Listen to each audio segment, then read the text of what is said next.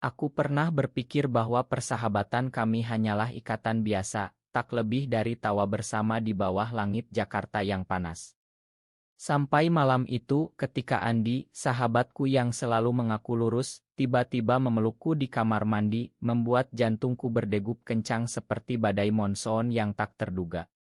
Aku terpaku antara syok dan harapan yang selama ini kusembunyikan, bertanya-tanya apakah ini mimpi atau kenyataan yang akan menghancurkan segalanya. Aku, Rian, lahir dan besar di pinggiran Jakarta, di sebuah kampung yang ramai dengan suara pedagang kaki lima dan aroma sate ayam yang menggoda. Sejak kecil, aku tahu ada sesuatu yang berbeda dalam diriku. Saat teman-teman sebayaku sibuk membicarakan gadis-gadis cantik di sekolah, aku justru diam-diam mengagumi ketampanan Andi, anak tetangga yang selalu jadi pusat perhatian. Andi, dengan senyumnya yang lebar dan tubuh atletis dari bermain sepak bola di lapangan tanah liat, adalah sosok yang membuat hatiku bergetar tanpa ia sadari. Kami berteman sejak berbagi rahasia kecil-kecilan, dari curhat soal nilai jelek sampai mimpi-mimpi masa depan. Tapi rahasiaku yang terbesar, ketertarikanku pada pria, kusimpan rapat-rapat, takut merusak ikatan kami. Di Indonesia, di mana norma masyarakat masih kaku seperti pohon kelapa yang tegak, menjadi gay bukanlah hal yang mudah. Aku sering berpikir, mengapa aku seperti ini? Apakah Tuhan salah menciptakanku? Pikiran itu menyiksa, terutama saat melihat Andi bergaul dengan gadis-gadis, tertawa lepas tanpa beban. Aku iri, tapi juga bahagia melihatnya bahagia. Setelah lulus kami memutuskan kuliah di universitas yang sama di Jakarta Pusat. Untuk menghemat biaya, kami menyewa kamar kos kecil di daerah Tanah Abang, tempat di mana hiruk-pikuk pasar tekstil menjadi latar belakang kehidupan sehari-hari. Hidup bersama Andi seperti mimpi yang tak sempurna. Pagi-pagi kami bangun, sarapan nasi goreng dari warung sebelah, lalu naik angkot ke kampus. Malam hari, kami belajar bersama, kadang nonton bola di kecil kami. Aku sering mencuri pandang ke wajahnya saat ia okus, berpikir, andai saja ia tahu apa yang akan terjadi. Tapi aku tak pernah berani. Suatu hari, Andi datang dengan wajah murung. "Ri, gue lagi pusing nih," katanya sambil duduk di kasur. Aku duduk di sebelahnya, mendengarkan curhatannya tentang pacarnya, Lina, yang mulai menjauh. Dia bilang gue terlalu cuek. Gue harus gimana? Aku menasihati sebisanya, tapi dalam hati ada rasa senang yang egois. Mungkin ini kesempatanku, gumamku dalam pikiran, tapi segera kusingkirkan. Persahabatan lebih penting. Malam semakin larut, dan Andi mengajakku minum bir di balkon kecil kami. "Lo tau nggak, Ri, lo sahabat terbaik gue," katanya sambil menepuk bahuku. Sentuhannya membuatku gelisah.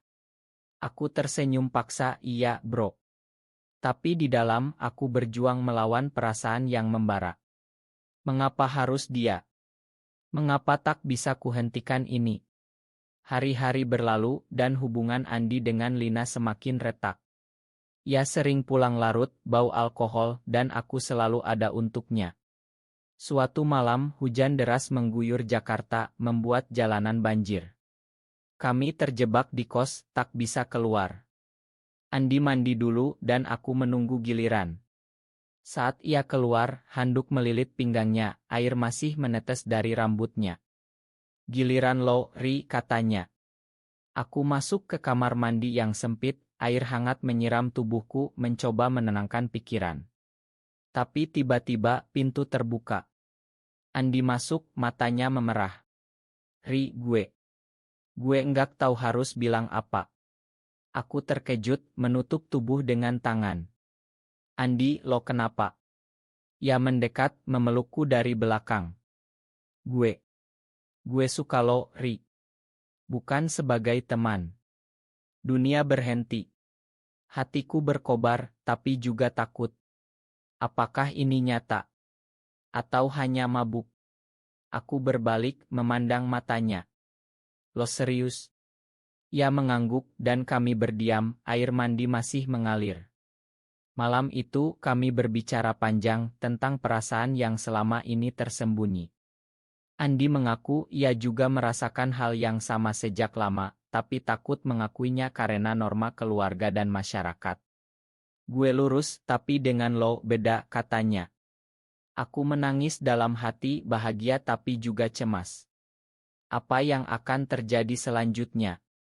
Pagi harinya semuanya berubah. Andi bertingkah seperti biasa, tapi ada kelembutan baru dalam tatapannya.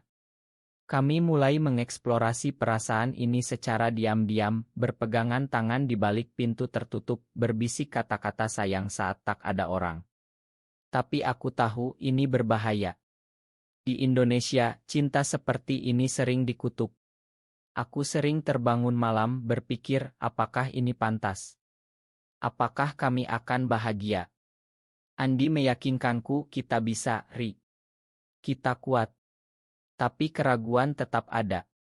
Suatu hari, kami pergi ke Pantai Ancol berpura-pura jalan-jalan biasa. Di sana, di bawah matahari terbenam, Andi memegang tanganku. Aku cinta kamu, katanya pelan. Hatiku meleleh, tapi juga takut dilihat orang. Andi, hati-hati. Ia tersenyum, gue nggak peduli. Tapi aku peduli. Pikiran tentang keluargaku yang konservatif membuatku gelisah. Bagaimana jika mereka tahu? Minggu-minggu berikutnya, hubungan kami semakin dalam. Kami berbagi mimpi tentang masa depan bersama, mungkin pindah ke Bali yang lebih bebas. Tapi realita mulai mengetuk. Lina, mantan Andi, menelepon ingin balik. Andi menolak, tapi aku melihat keraguan di matanya. Lo masih suka dia, tanyaku. Ia menggeleng, tapi aku tak yakin. Konflik inner mulai menyiksa. Mengapa aku meragukannya? Apakah karena aku tak percaya pada cinta ini?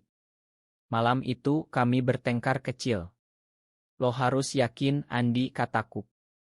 Ia memelukku, aku yakin. Tapi benih keraguan sudah ditanam. Keraguan itu tumbuh seperti rumput liar di musim hujan, menyusup ke setiap celah pikiranku. Setiap kali Andi tersenyum pada gadis di kampus, hatiku seperti ditusuk jarum. Apakah ia benar-benar mencintaiku atau hanya penasaran, gumamku dalam hati saat sendirian di kamar. Aku mencoba meyakinkan diri, tapi bayangan masa lalu Andi dengan Lina selalu menghantui. Suatu sore di kai dekat kampus, kami duduk berdua. Andi memesan kopi susu, auritnya, sementara aku memandang jalan raya yang macet. Ri, lo kenapa murung, tanyanya. Aku menggeleng tapi akhirnya mengaku. Gue takut lo balik ke Lina. Ia tertawa tapi matanya serius. Gue udah putusin, Ri. Lo yang gue mau. Kata-katanya menghangatkan tapi keraguan tetap ada. Malam harinya, kami berbaring di kasur sempit, berbicara tentang keluarga. Andi bercerita tentang ayahnya yang keras, seorang ustadz di masjid kampung. Kalau dia tahu gue bisa diusir, katanya pelan. Aku memeluknya, merasakan ketakutannya yang sama dengan milikku. Kita sama-sama, Andi.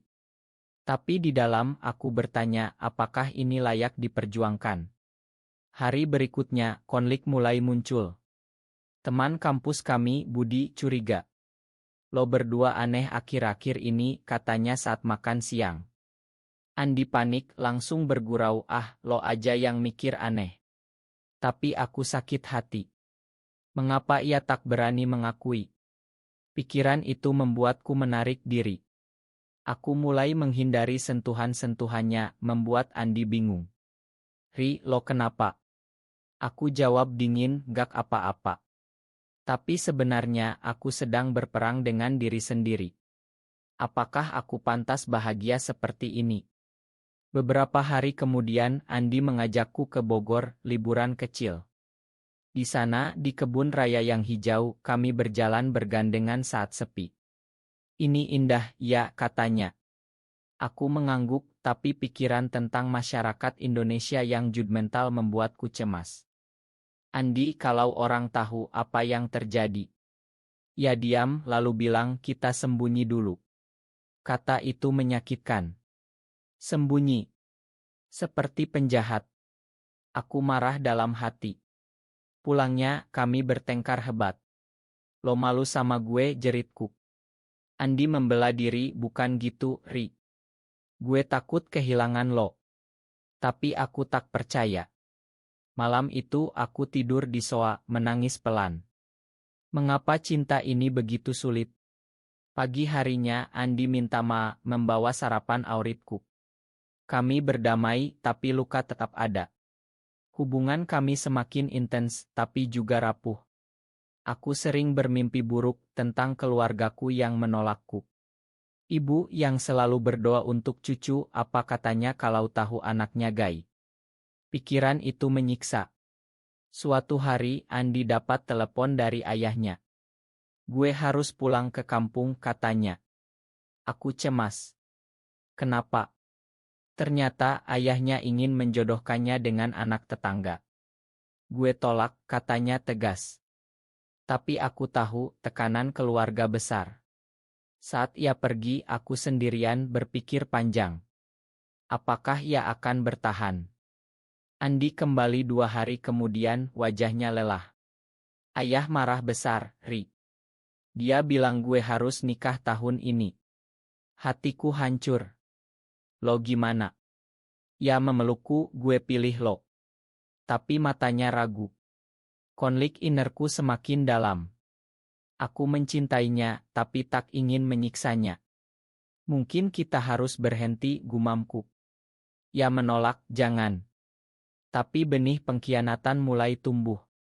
Beberapa minggu kemudian, aku melihat Andi chatting dengan Lina lagi. Hanya teman, katanya. Tapi aku tak percaya. Aku mulai curiga, mengintip ponselnya saat ia tidur. Dan ya, ada pesan mesra. Hatiku seperti diremuk. Mengapa ia bohong? Aku konfrontasi dan Andi mengaku. Gue bingung, Ri.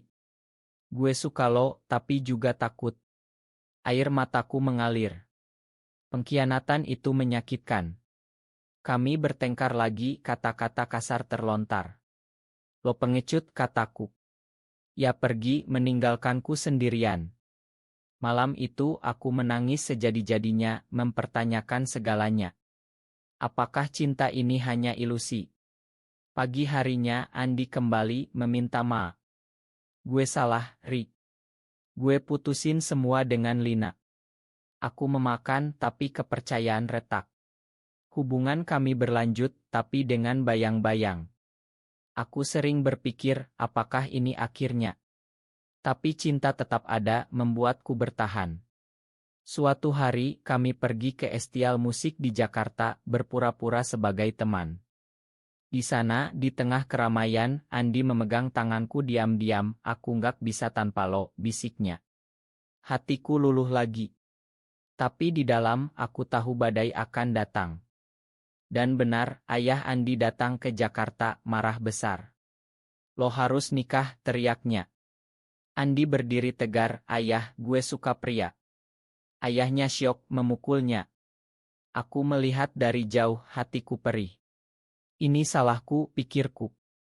Malam itu Andi pulang dengan wajah memar. Ayah usir gue, katanya. Aku memeluknya, menangis bersama. Kita lalui ini bareng. Tapi konflik semakin dalam. Aku mulai ragu pada diriku sendiri. Apakah aku layak membuatnya menderita? Pikiran itu semakin kuat, membuatku depresi. Depresi itu seperti kabut tebal yang menyelimuti Jakarta saat musim hujan, membuat segalanya gelap dan lembab.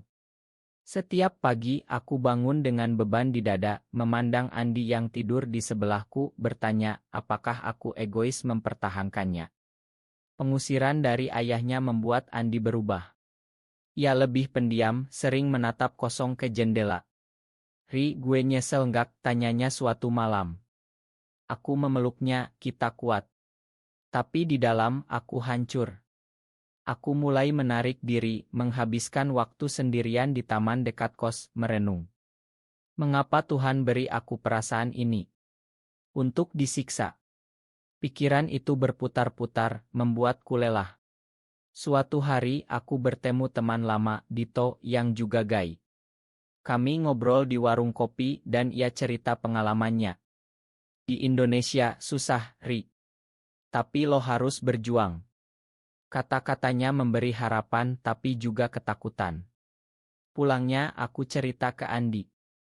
Ia cemburu. Lo ketemu siapa? Kami bertengkar lagi. Lo nggak percaya gue, jeritku. Ia diam tapi matanya penuh amarah. Pengkhianatan kecil itu menumpuk. Malam harinya Andi keluar pulang mabuk. Gue capek, Ri, katanya. Aku menangis, kita capek bareng. Tapi hubungan kami seperti benang kusut. Aku sering bermimpi tentang masa lalu saat kami masih teman biasa, tanpa rasa sakit ini. Andai saja tak pernah terjadi malam di kamar mandi itu, gumamku. Tapi aku tahu itu bohong. Cinta ini nyata meski menyakitkan. Beberapa minggu kemudian krisis datang. Ibu Andi menelepon menangis. Kembalilah, nak. Ayah sakit karena lo. Andi ragu. Ri, gue harus gimana? Aku bilang pergi tapi jujur. Ya pergi ke kampung meninggalkanku sendirian lagi. Hari-hari itu neraka. Aku tak bisa makan, tak bisa tidur, hanya berpikir tentangnya. Apakah ia akan kembali? Saat ia kembali, wajahnya pucat. Ayah main gue tapi dengan syarat gue nikah. Hatiku jatuh. Lo setuju? Ia menggeleng tapi aku lihat keraguan. Gue tolak, Ri. Tapi aku tahu tekanan besar. Konflik innerku mencapai puncak. Aku mulai berpikir untuk melepaskannya. Mungkin ia lebih bahagia dengan wanita. Pikiran itu menyiksa tapi juga melegakan. Suatu malam kami duduk di balkon, hujan deras. Andi, mungkin kita harus pisah, kataku pelan. Ya syok. Kenapa? Aku menangis karena gue nggak mau lo menderita. Ia memelukku erat, jangan tinggalin gue. Tapi aku tahu ini sulit. Pagi harinya Andi pergi lagi, katanya urusan keluarga. Aku curiga, mengikuti diam-diam dan ia bertemu Lina. Mereka berpelukan. Hatiku hancur berkeping-keping. Pengkhianatan itu seperti pisau tajam. Aku pulang menangis seharian. Mengapa ia lakukan ini? Saat Andi kembali, aku konfrontasi. Lo bohong. Ia mengaku, gue bingung, Ri. Lina tawarin solusi. Solusi? Nikah pura-pura. Aku marah besar. Lo khianati gue. Kami bertengkar hebat, barang-barang beterbangan. Andi pergi meninggalkanku dalam kesedihan mendalam. Malam-malam berikutnya aku seperti mayat hidup. Teman-teman khawatir, tapi aku tak cerita. Di dalam aku berperang. Apakah aku bisa makan? Tapi luka terlalu dalam. Suatu hari Dito datang menghiburku. Lo kuat, Ri. Kami ngobrol panjang dan untuk pertama kali aku merasa didengar. Tapi pikiran tentang Andi tak hilang. Ia menelepon minta maaf. Ri, gue salah. Gue putusin Lina. Aku ragu. Gue butuh waktu. Hubungan kami tergantung seperti jembatan rapuh. Aku mulai fokus pada diri sendiri, bergabung komunitas online, mencari dukungan. Itu membantu, tapi kesedihan tetap. Malam itu aku bermimpi Andi tentang malam di kamar mandi. Bangun dengan air mata. Aku masih cinta dia. Tapi pengkhianatan menyakitkan. Beberapa bulan berlalu, Andi datang lagi dengan bunga. Ri, beri gue kesempatan. Aku terharu, tapi hati-hati. Kami mulai lagi pelan-pelan. Tapi bayang-bayang masa lalu ada. Aku sering bertanya, apakah ini akan bertahan? Konflik masyarakat semakin terasa. Teman kampus gosip, lo berdua gaya. Andi panik, aku juga. Kami sembunyi lebih dalam.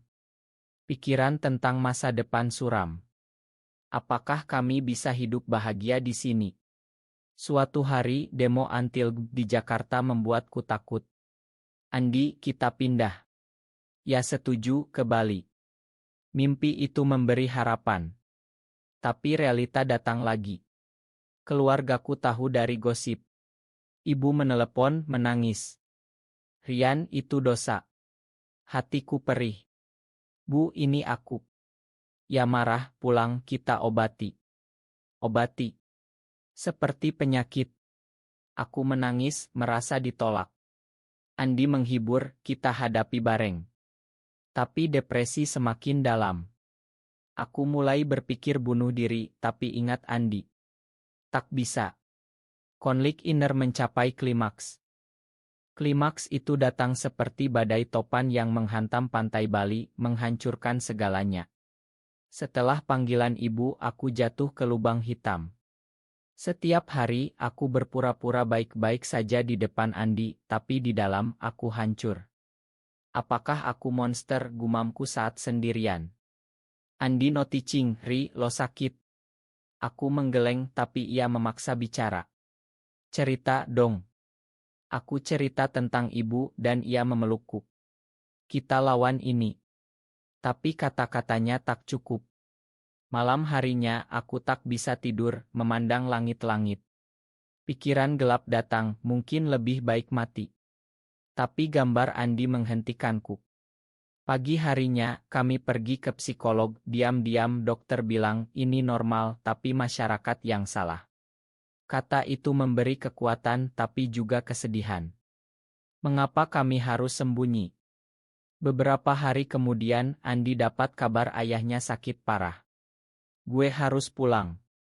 Aku ikut, takut sendirian. Di kampung, suasana tegang. Ayah Andi diranjang, lemah. Nak, makan ayah, katanya. Andi menangis, ayah, gue tetap gue. Ayah mengangguk lemah, bahagia aja. Itu momen haru, tapi juga pengakuan. Pulangnya, Andi berubah, lebih kuat. Ri, kita bisa. Tapi pengkhianatan lama masih menghantui. Suatu malam, Lina datang ke kos, marah. Andi, lo pilih dia. Andi tegas, iya. Lina pergi, tapi ancam sebarkan rahasia. Hatiku takut. Apakah ini akhir? Malam itu, gosip menyebar di kampus. Teman-teman menjauh, ada yang hina. Gai, teriak seseorang. Andi marah, tapi aku tarik. Biarin. Tapi di dalam, aku hancur. Depresi semakin parah. Aku berhenti kuliah, berdiam di kamar. Andi khawatir, Ri, jangan gini. Aku jerit, semua salah gue. Ia memeluk, bukan. Tapi aku tak percaya. Pikiran bunuh diri semakin kuat. Suatu malam, aku ambil pisau, tapi Andi datang merebut. Jangan, Ri. Gue cinta lo. Kami menangis bersama, berjanji bertahan. Pagi harinya, kami putuskan pindah ke Bali, mulai baru. Di sana, di Ubud yang tenang, kami sewa rumah kecil. Udara segar, tapi luka lama ada. Aku sering renung di sawah, apakah ini kebahagiaan? Andi bekerja di KAI, aku relance. Hidup pelan-pelan membaik. Tapi konflik datang lagi. Keluargaku datang ke Bali, dipimpin ibu. Rian, pulang. Aku tegas, Bu, ini hidup gue. Ibu menangis, dosa. Andi bela, cinta bukan dosa. Debat panas, tapi akhirnya ibu peluk aku. Aku takut kehilanganmu. Itu langkah pertama rekonsiliasi. Tapi pengkhianatan dari Lina datang. Ia sebarkan oto kami online. Netizen hina, haram. Kami dapat ancaman. Hatiku takut, Andi, lari. Ya geleng, kita hadapi. Kami lapor polisi, tapi di Indonesia, sulit. Depresi kembali. Aku isolasi diri, menangis setiap malam. Mengapa dunia benci kami? Andi tetap kuat, karena mereka tak paham. Suatu hari, kami ikut parade Pride kecil di Bali, diam-diam di sana, bertemu orang sejenis, merasa tak sendirian. Itu memberi harapan. Tapi malam itu serangan datang. Orang tak dikenal lempar batu ke rumah. Kami luka tapi selamat. Ini terlalu, kataku. Andi setuju, mungkin kita ke luar negeri. Mimpi itu besar, tapi uang kurang. Aku mulai depresi lagi, tak ada harapan. Pikiran gelap mendominasi. Andi ajak bicara, Ri, ingat malam di kamar mandi. Itu awal kita. Aku tersenyum lemah, iya. Tapi luka dalam. Beberapa minggu kemudian, ayah Andi meninggal. Kami pulang ke pemakaman, tegang. Keluarga terima kami pelan-pelan. Ibu Andi peluk aku, jaga Andi ya. Itu momen haru. Pulang ke Bali, kami lebih kuat. Tapi aku masih berjuang dengan inner demon. Apakah aku pantas? Suatu malam, Andi ajak jalan ke pantai. Di sana, di bawah bintang, ia berlutut.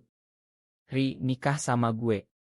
Hatiku berkobar lagi, seperti malam pertama. Aku menangis, iya. Tapi di Indonesia, tak resmi. Kami lakukan upacara kecil dengan teman. Itu bahagia, tapi juga sedih.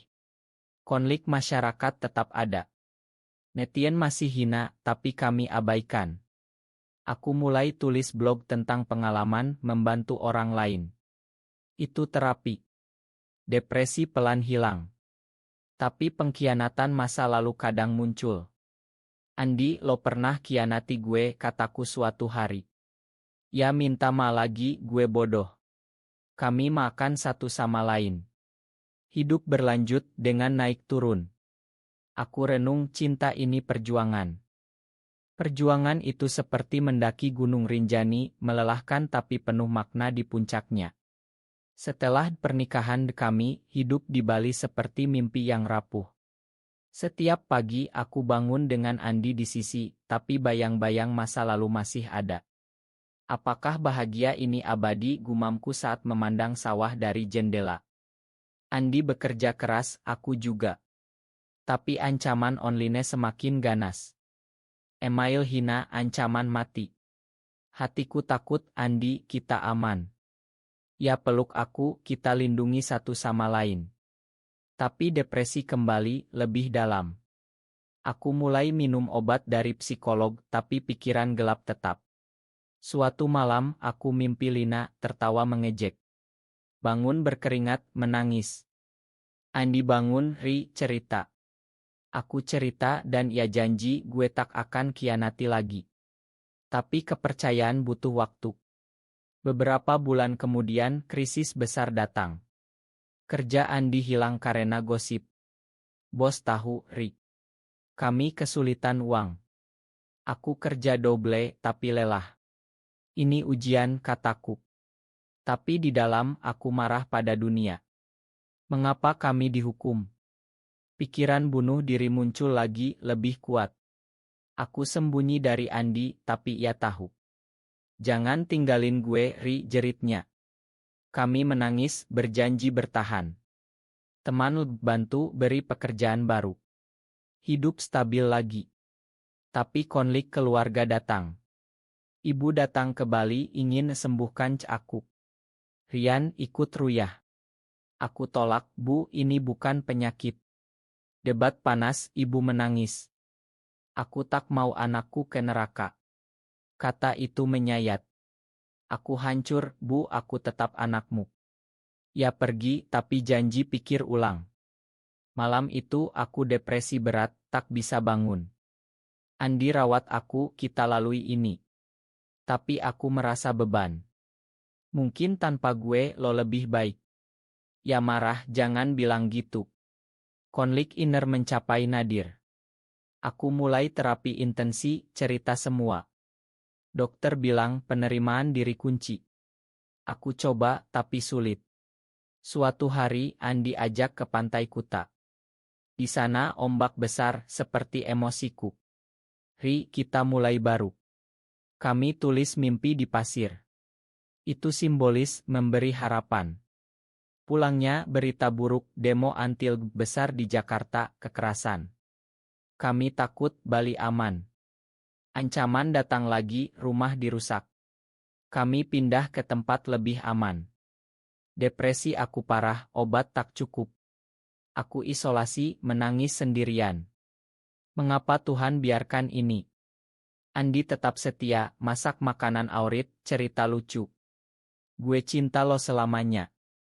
Kata itu menghangatkan, tapi luka dalam. Beberapa minggu kemudian, turning point. Ibu telepon, Rian, aku baca buku tentang LB. Makan ibu. Aku menangis bahagia. Bu, terima kasih. Ya datang lagi, peluk Andi. Jaga Rian ya. Itu rekonsiliasi. Keluarga Andi juga pelan terima. Harapan muncul. Tapi pengkhianatan lama masih sakit. Aku konfrontasi Andi lagi, kenapa lo lakuin itu dengan Lina? Ya cerita, gue takut, Ri. Gue lemah. Kami makan mendalam. Hubungan semakin kuat. Aku mulai aktif di komunitas advokasi hak LB. Itu beri tujuan. Depresi berkurang. Malam-malam kami bicara mimpi adopsi anak, hidup bebas. Di Indonesia susah, kataku. Andi, kita ubah dunia pelan. Optimisme tumbuh. Tapi ujian terakhir datang. Andi sakit, demam tinggi. Di rumah sakit, dokter bilang ineksi. Aku takut kehilangan. Jangan tinggalin gue, kataku. Ya pegang tangan gue kuat. Hari-hari itu aku doa terus meski ragu pada Tuhan. Andi sembuh dan kami lebih dekat. Ini buat kita lebih kuat, katanya. Aku setuju. Konflik inner mulai reda. Aku terima diri aku gay dan itu baik. Hidup berlanjut dengan cinta. Cinta itu akhirnya seperti matahari terbit di atas Gunung Bromo menerangi segalanya setelah malam gelap panjang. Setelah Andi sembuh, kami memutuskan untuk lebih berani. Aku tulis buku tentang kisah kami, Malam di Kamar Mandi, jadi bestseller di kalangan LB. Banyak yang terinspirasi, kirim pesan dukungan. Terima kasih, Ri. Lo beri harapan. Kata itu menyembuhkan luka lama. Depresi hilang total, diganti ketenangan. Andi bangga, lo hebat. Kami mulai kampanye kecil di Bali, edukasi tentang LB.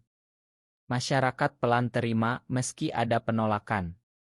Suatu hari, Lina datang, minta maaf. Gue salah, Andi. Bahagia ya. Kami makan, tutup bab pengkhianatan. Keluarga kami datang berkunjung, makan bersama. Ibu bilang, aku senang lihat kalian bahagia. Itu momen personel. Konflik masyarakat masih ada, tapi kami tak takut. Kami pindah ke rumah lebih besar, adopsi anjing sebagai anak. Hidup penuh tawa, cinta. Malam-malam kami renung di teras, pegang tangan. Ri, lo ingat malam itu, tanya Andi. Aku tersenyum yang bikin hati berkobar. Ya angguk, itu awal segalanya. Aku peluk dia dan akhirnya bahagia. Kisah kami jadi inspirasi, bukti cinta menang. Di Indonesia, perubahan pelan tapi kami bagiannya. Aku renung terima kasih Tuhan untuk perjalanan ini. Kini hatiku tenang penuh cinta.